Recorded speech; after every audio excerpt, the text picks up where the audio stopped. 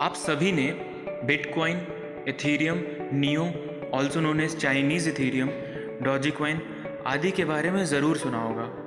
ये सभी crypto currencies blockchain ecosystem का एक पार्ट हैं।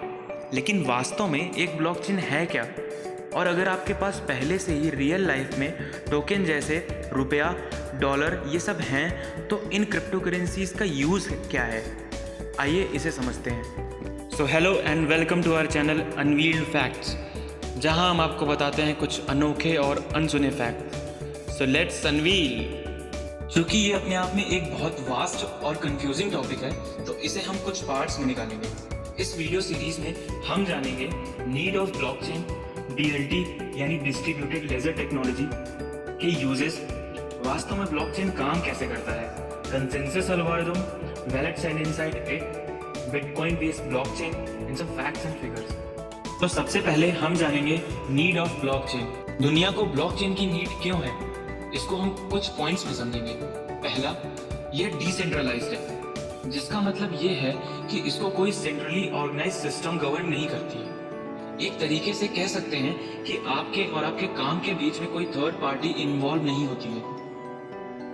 दूसरा, ट्रेडिशनल टेक्नोलॉजी डेटा की प्राइवेसी और ट्रांसपेरेंसी प्रोवाइड नहीं करती है, यानी किसी को अपने डेटा की सुरक्षा के लिए सेंट्रली ऑर्गेनाइज्ड सिस्टम पर निर्भर रहना पड़ता था। जैसे आपको अपने डेटा पासवर्ड सुरक्षित रखने के लिए गूगल पर भरोसा करना पड़ता है, लेकिन ब्लॉकचेन के साथ अब इन इश्यूज के बारे में कोई चिंता करने की जरूरत नहीं है।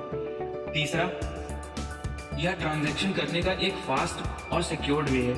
एग्जाम्पल के तौर पे वॉलमार्ट अपने ट्रक की स्लो ट्रैकिंग की समस्या का सामना कर रहा था, which leads to supply of bad products, क्योंकि कम्युनिकेशन में 8 दिन लगते थे। इसलिए उन्होंने IBM के साथ कोलैबोरेट किया और ब्लॉकचेन के जरिए कम्युनिकेट किया, जिसने उनके समय को 8 दिन से घटाकर सेकेंड्स में कर दिया। है ना चौंकाने वाली बात? अब हम जानेंगे DLT यानी डिस्ट्रीब्यूटेड लेजर टेक्नोलॉजी। आसान भाषा में कह सकते हैं कि ये एक तरीके का प्रोटोकॉल है which enables the secure functioning of decentralized digital database। एक तरीके से कह सकते हैं कि थर्ड पार्टी के काम को हटा देता है। जैसा पहले किसी एक काम को, किसी एक प्रोसेस को चेक करने के लिए सेंट्रल अथॉरिटी की ज़रूरत पड़ती थी, पर अब वो काम कई डिस्ट्रीब्यूटेड नेटवर्क्स करते हैं। यह आपको जानने की ज़रूरत है कि ब्लॉकचेन एकमात्र डिसेंट्रलाइज्ड सिस्टम नहीं है। वास्तव में यह एक DLT का एक पार्ट है।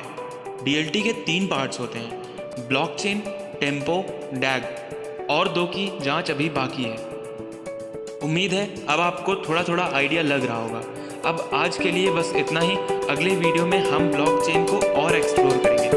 If you like our effort then support us by like, comment, share and subscribe.